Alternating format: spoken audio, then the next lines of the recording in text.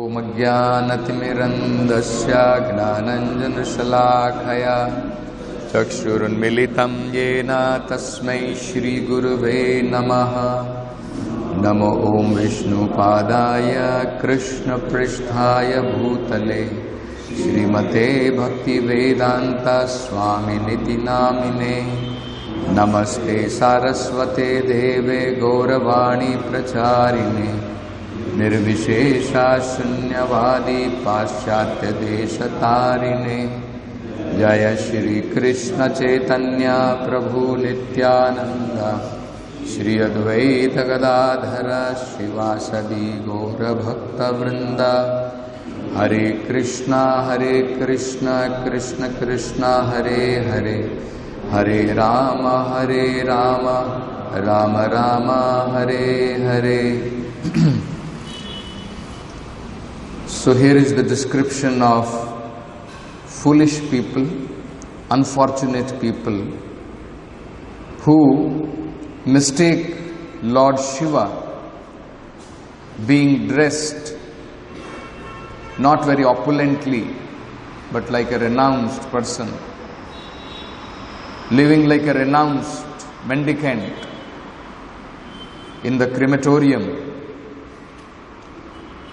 Foolish people look at him and laugh. And such people, they are thinking, how is Lord Shiva maintaining himself? See his way of maintenance. And in contrast to that, they maintain their body very luxuriously. How do they maintain their body? Luxurious dress, garland, ornament, different kinds of cosmetics, ointments for the body. And they are feeling very happy. They are thinking, I am very intelligent. And see this position of Lord Shiva. He is at such an exalted position, but how is he maintaining himself? They are not knowing that actually Lord Shiva is maintaining himself. These people are not maintaining themselves. They are only trying to maintain their outer covering. And this outer covering one day will be eaten by dogs. When this outer covering will have to be given up, this body will be eaten up by dogs. So these foolish people, unfortunate people, they are thinking we are maintaining ourselves very nicely, are actually in ignorance. And they laugh at Lord Shiva thinking he does not know how to maintain himself. They do not know the purpose of why is he keeping the body like this. Because he is always engaged in the service of the Lord. He is always engaged in taking care of the real self and not of this external body. And also understanding the most fundamental fact that all these luxuries, all these cosmetics, all these decorations are not meant for this dead body. They're all meant for decorating Krishna. He is the real proprietor. Why should I decorate this dead body? So not knowing the real purpose, these foolish people laugh at Lord Shiva. So that is what is being said here. Hasanti acharitam hi durbhagaha. Who are these people? Durbhagaha. Durbhaga means unfortunate, who have lost their bhagya. So those who are unfortunate, such people, hasanti, they laugh. They laugh at what? Yasya acharitam. They laugh at activities of Lord Shiva. Then they are not able to understand that actually Lord Shiva is always absorbed in taking care of the real self.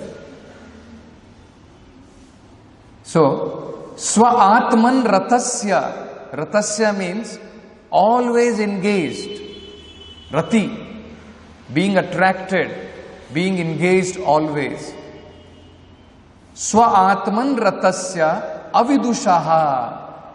Not knowing, Avidushaha means not knowing that Lord Shiva is Swa Atman Ratasya. He is always engaged in taking care of the real self. Avidushaha Samhitam, not understanding the real purpose of Lord Shiva. What do? They laugh. Hasanti. They laugh at Lord Shiva.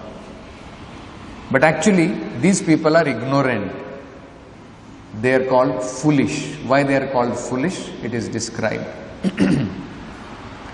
Yaihi Vastra. These people, they decorate the body with nice Vastra, clothing, Malya, varieties of garland, Abharana, ornaments, Anu, very, very luxuriously, Lepanaihi, they utilize varieties of cosmetics for the body, not knowing they are applying all these things, they are decorating the body, Shvabhojanam, which is finally meant to be eaten by dogs. Shvabhojanam, eatable by the dogs. Swa Atmaya Upalalitam. And Upalalitam means fondled. Just like sometimes you take a pet dog and nicely fondle it, nicely take care of the dog. Right? So these people are maintaining and taking care of this body like that. Like a very favorite pet thing. They fondle it. Very nicely they take care of this body, which is factually to be eaten away finally by the dogs. So these are the foolish people who are described here, not understanding the real purpose of activities of Lord Shiva. So Prabhupada has very nicely described in the purport, we will try to understand. So these are foolish and unfortunate people. There are sometimes intelligent people also who sometimes approach Lord Shiva. We hear of one example, and such people are guided properly by Lord Shiva. When these foolish people approach Lord Shiva, he wants to be away from them. That's why sometimes he is called Ashutosh. Ashutosh means, okay, you take all these things and get away. Don't disturb me. So sometimes he becomes very easily pleased by these people so that they will not be after him.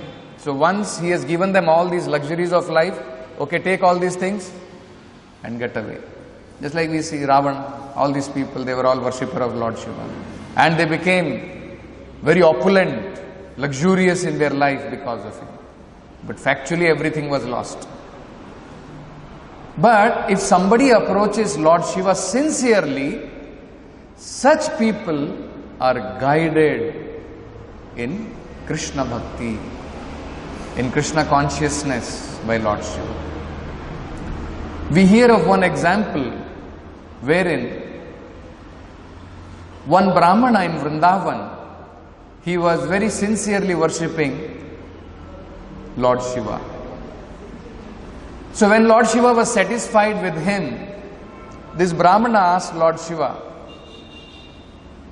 "My dear Lord Shiva, can you give me the most valuable thing?" So he said, "Okay, do one thing.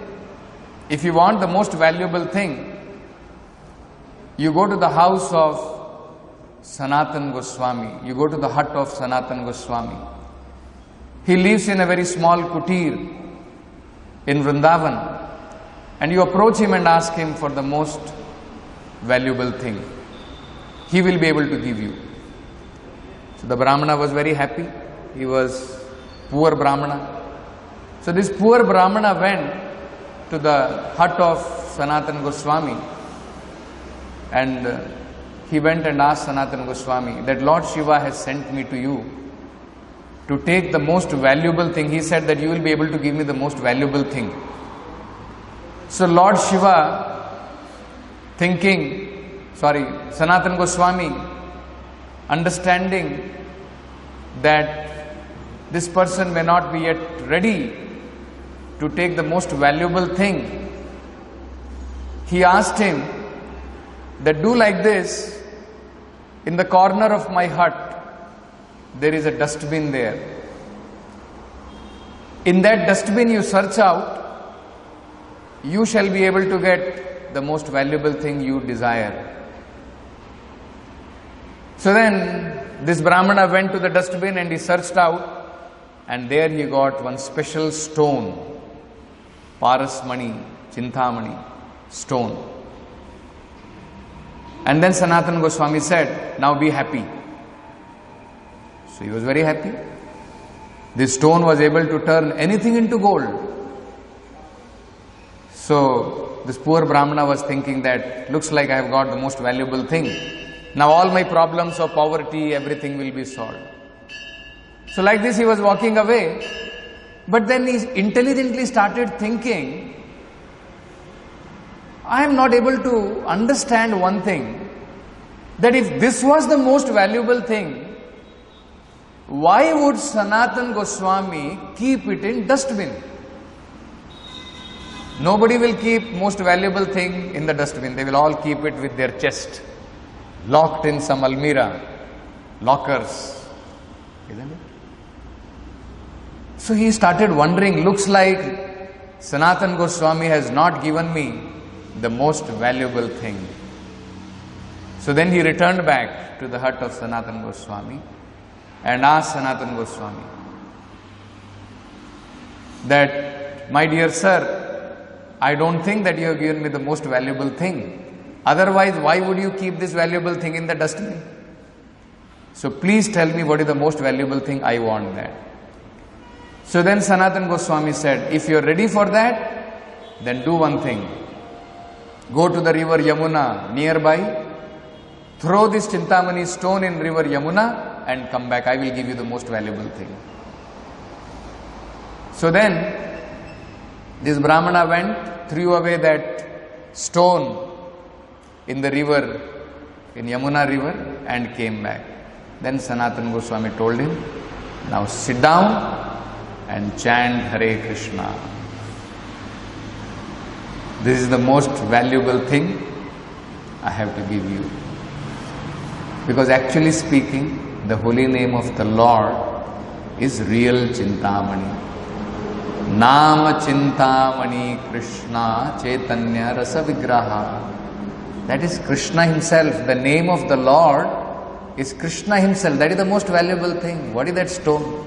Millions of such stone can be produced by Krishna. So, to the sincere devotees who are sincere seekers, Lord Shiva guides them to Krishna Bhakti, to Krishna consciousness. Here, what is described is these foolish people, foolish, unfortunate people who do not understand the real purpose of Lord Shiva. Not understanding, Prabhupada explains there are these two kinds of foolish people. One foolish people, they laugh at him, seeing his Vesha, seeing his activities, always wandering in crematorium, always going around with ghostly people, isn't it? So, his body being covered with the ornament of ashes, that is his ornament. So look, they're looking at him, they think, what is this? He doesn't even know how to maintain himself. So they laugh at him. There are another category of people. They, instead of laughing at him, they try to imitate him. Oh, Shiva lives like this, so let me also try to live like this. Lord Shiva drank poison when that Samudra Manthan was there, and Lord Shiva drank the poison which came out of it, and that is why actually he is called as Neelkantha. His throat has become blue because of taking that poison.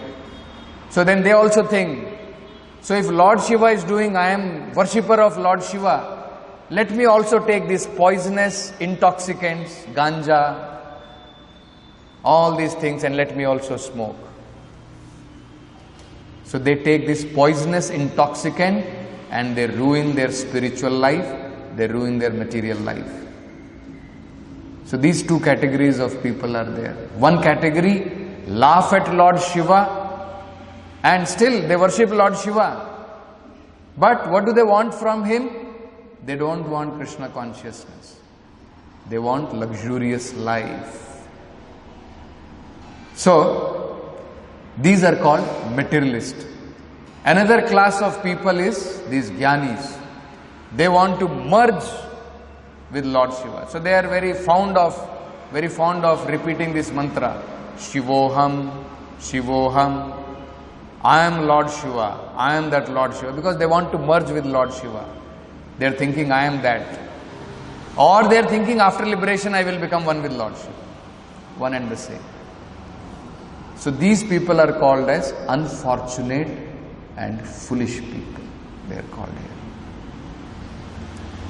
So, actually intelligent people only can take to Krishna consciousness.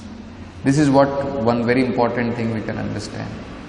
Grossly materialist and these kinds of people who want to lose their individuality, for such people to take to devotional service is very difficult. Anybody can quote one shloka from Bhagavad Gita which explains those who are bewildered by material enjoyment, those who are bewildered by material opulence, they cannot take resolute determination for devotional service. Bhogeshwarya prasaktanam taya aprahata chetasam vyavasatmika buddhi samadhau na vidhiyate. So such people, they cannot take with one-pointed attention to devotional service of the Lord. Those who are bewildered. So they are called foolish, ignorant people. They are too much engrossed in decorating this material body, taking care of, they are very attached to this material body, which is described here. Intelligent person can see what is the use of trying to take so much care of this material body. One day it will be eaten away by dogs. Isn't it? They are called foolish people. Then one may wonder, which is right then? We as devotees, neither we are doing like Lord Shiva. Lord Shiva is showing a great example of renunciation, not taking care of this body at all. And we are all nicely taking care of this body, eating prasadam 3 times. Isn't it? Nicely decorating the body with tilak at least, kanthimala, all these things. Why not we also imitate Lord Shiva, dress up, be in crematorium? Isn't it? So we have to understand. Prabhupada says we have to understand the purpose of Lord Shiva. We should not be enthusiastic to imitate his activities. What is the purpose? The purpose is he understands Krishna is the only proprietor. He is the real enjoyer. So he understands these are all not meant for my enjoyment. Why should I take all these things? Then one may think, similarly we should also consider cloth, everything is meant for Krishna's decoration, Krishna's enjoyment. Why we should do it? Lord Shiva is residing in crematorium. Why we should reside in nice ashram? Isn't it? So Prabhupada explains, great acharyas have explained this, that when a devotee is able to understand the essence of renunciation, that actually renunciation means not getting attached to those things, but utilizing them in service of Krishna. So when a devotee is accepting all these things, it is for serving Krishna, not for his sense gratification, not for sense enjoyment. Then that is still called Vairagya. And actually Rupa Goswami says, this is the Vairagya which we should adopt. He condemns other kind of Vairagya, where one renounces all these things. Just like Prabhupada says, if with modern technology, I can fly in air and I can go to 100 countries and preach Krishna consciousness, why should I think I will not utilize this? I will walk and go to all countries. Lord Chaitanya, 500 years back he walked. Somebody may say like this, you are not following the footsteps of Lord Chaitanya. Lord Chaitanya was walking, when he walked to Vrindavan, he walked to Allahabad. He did not take jet plane, isn't it? So somebody may criticize. So Prabhupada says, one should understand why was Lord Chaitanya walking. Chaitanya Mahaprabhu was walking to distribute Krishna consciousness to wherever it was possible at that time. Similarly, the essence is to give Krishna consciousness. So if one can go to many places and distribute Krishna consciousness, just like Prabhupada said, now I am talking in microphone and my voice is being recorded. Lectures are being recorded. When I am talking, only few people can hear. But with this technology of recording, thousands of people can hear.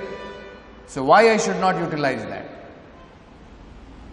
I am not utilizing it for sense gratification.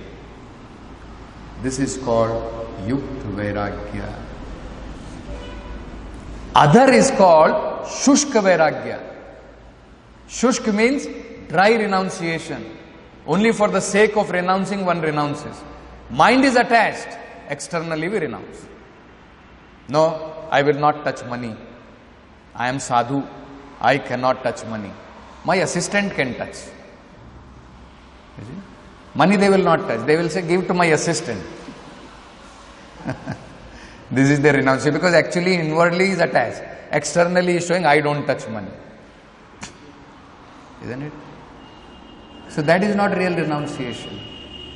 Rupa Goswami says, those things which can actually be utilized in the service of the Lord, and one things, these are all prapancha. Prapancha means materialistic. Prapanchikataya buddhya hari sambandhi vastuna.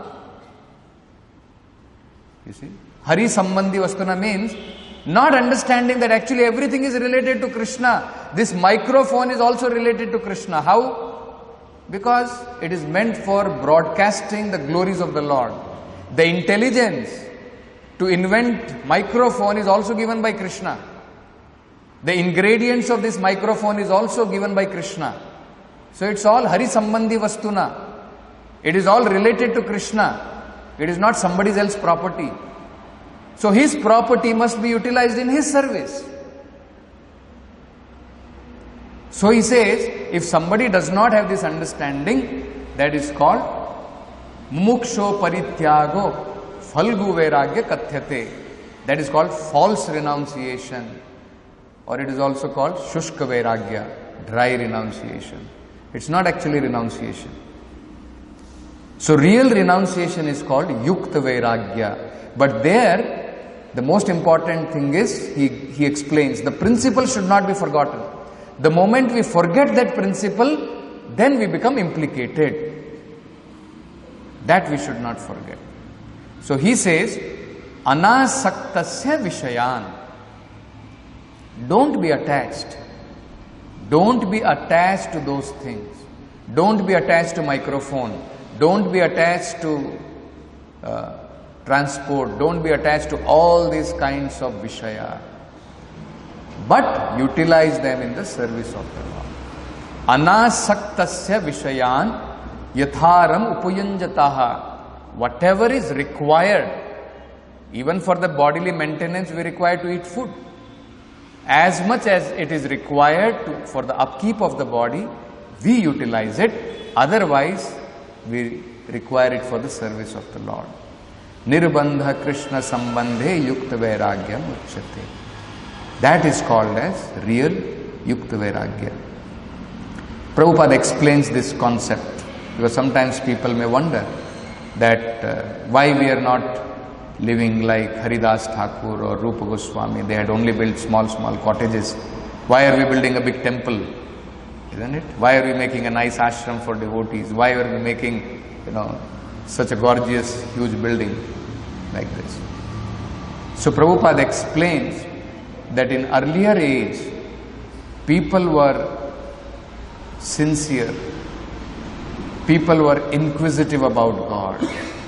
To search for God, they would visit forest in the search of great personality. The great sages, they would be meditating in the forest, and these people who were seeking after absolute truth, they would go to the forest and meet such great personalities and request them to be initiated in spiritual life. But today, where are those people?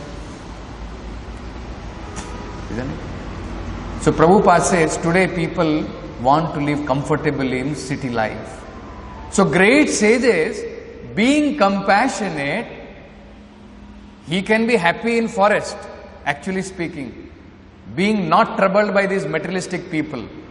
But being compassionate, he gives up his peaceful environment of forest, travels to the city, in the midst of the people, and makes an arrangement for people so that people can come and hear about God. So very nicely Prabhupada explains this. Prabhupada says, in this age, people are not going to search out a saint in the forest. So the saints and sages have to come to big cities to make arrangement to receive the people in general who are accustomed to modern amenities of material life. So actually we have to receive people so that we can give them Krishna consciousness. Earlier it was ulta. It was opposite. These people will go to forest and they will receive the great sages and ask them. Now the great sages, understanding that it is modern age, Kali Yuga has taken a toll.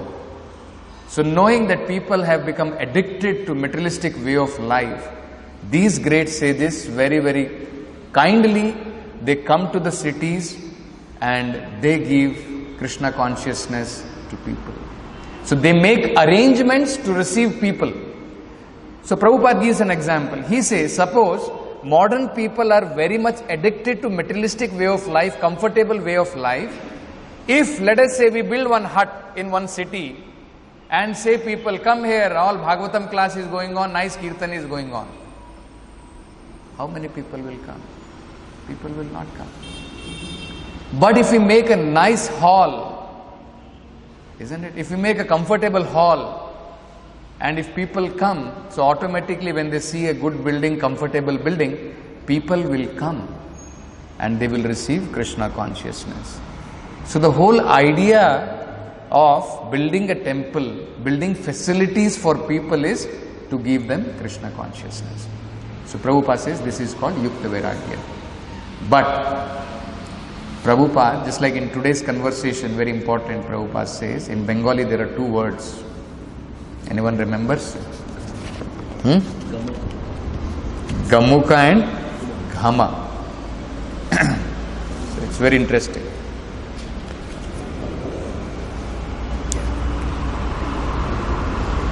Ghama and Ghuma. So, for those who are strong, for them it is Ghama. For those who are weak, for them it is Ghuma. Ghama, Prabhupada explains, is for sweating out. Ghama means when we sweat out our body is called Ghama. Even in Hindi we call it Gham. Gham means when a person sweats out a lot, it is called Gham. And because of sweating out, sometimes we'll see, we'll get some kind of boils on the body. So that is all called as gham. So that means persevering and sweating. Gham. Ghuma means those who want to go and sleep. That is called ghuma. So Prabhupada very beautifully explains. Sleeping means for the weak, and for the strong, perspiration. This is the sign. When a man sleeps too much, he is weak in his health, and the strong man will perspire. These are very balera ghama, durbalera ghuma. Balera means one who has got strength, he perspires, he works hard, and he will sweat. And those who are weak, then ghuma. Ghuma means sleeping. Ghama means perspiration. So, actually we can see, Prabhupada explains it. When we are working hard, say for example, now we are all working hard to make the temple. And then Prabhupada says, if after some time we lose this working hard for Krishna and think, now my business is over, temple is completed, now let me take nice rest. Then we become implicated once again. So, we should not be thinking that these palatial buildings are meant for our comforts of life. These buildings, whatever we are doing is to make this place available to receive people so that we can give them Krishna consciousness. So, that is actually called as real Vairagya. Prabhupada explains one more beautiful point about Yukta Vairagya, wherein we have to be practical in our life. We have to be very, very practical in our life. So this question was asked by, in Perfect Questions, Perfect Answers, there is a conversation between one American devotee, Bob, and Prabhupada. So he was saying that now that I am in Krishna consciousness, so he is asking few questions about how to maintain this body simultaneously and work for Krishna. So Bob, let us say when I am in town I live in, I take boiled water because the water has disease in it. So he is actually from America. So he is living in some town, let us say in India, he is saying, I am in some town. So I don't take tap water, I boil it and then I take it. Then he is saying, why should I drink boiled water? If I have been good enough not to get a disease, then I may drink any water. And if I have been not acting properly, then I shall get disease anyway. So he is saying that anyway, according to Krishna consciousness, if disease has to come, anyway I will get it. Why I should work for this? That I should take precaution of taking boiled water, all these things, right? Sometimes we may also think like this. Why we should take precaution? Why we should take care of this body at all? So Prabhupada very beautifully explains. This is very important. So long you are in the material world, you cannot neglect physical laws. This is a principle we should understand. So long we are in the material world, we cannot neglect physical laws. Prabhupada is giving a very beautiful example. So how a devotee should not think, now I am a devotee, I have become Paramahamsa, I don't require to take care of this body. Krishna will take care. No, that is not the idea. So Prabhupada says, suppose you go to jungle and there is tiger. It is known that it will attack you. So why you should go voluntarily and be attacked? It is not that a devotee should take physical risk so long he has a physical body. It is not a challenge to the physical laws. Prabhupada is saying, not that we have to challenge the physical laws. I am a devotee. I will not eat for 3 days. Nothing should happen to me. You see? No, I am already a devotee. No? So Prabhupada is saying devotee does not mean to be challenging physical laws. That is not the idea. These laws are also given by the Lord. That we should respect. So Prabhupada is saying further, I have become a devotee, I challenge everything that is foolishness. So devotee should not challenge, go to the forest, I challenge the tiger, nothing will happen to me, I am a devotee. No. And then Prabhupada explains further very beautifully. The devotee is advised to accept the necessities of life without attachment. Anasaktasya vishaya. Don't be attached. It is required for the upkeep of the body. This body will be utilized in service of Krishna. Don't be attached. But it is required. To keep the body properly, you require food. To keep the body properly, you require it to keep it away from disease. You will require to go to doctor. All these things are required. Don't neglect physical laws. So then Prabhupada is coming to that point. He will take boiled water. But if boiled water is not available, does it mean he will not drink water? So sometimes Prabhupada is saying, okay, you are in this town, you are able to get boiled water. Very good, take boiled water. But it should not be to the extreme. If I don't get boiled water, I will not drink water. So Prabhupada is saying sometimes boiled water may not be available. Does it mean you will starve? You will have to take water. Whatever is according to time, place and circumstances, we have to act judiciously. That is the meaning of Krishna consciousness. And Prabhupada is giving furthermore very interesting example. If it is not available, he will drink ordinary water. We take Krishna prasadam. But while touring, sometimes we have to take some food in a hotel. Because one is a devotee, should he think, I will not take any foodstuff from the hotel, I shall starve. So sometimes, like even when devotees, we have to travel to Vrindavan, we have to travel to Mayapur, we have to go by train. Sometimes it may not be possible to get prasadam. Mulyena dravyena shuddhet. Dravya, when it is purchased, and when Prabhupada says just by purchasing and paying the mulya of that, it becomes purified, even in that sense. Of course, it is not as sanctified as prasadam, but it becomes purified of that we are not dependent on the person. We pay the value of that. So Prabhupada is saying we have to be very practical in our life. And this is all called as Yukta Vairagya.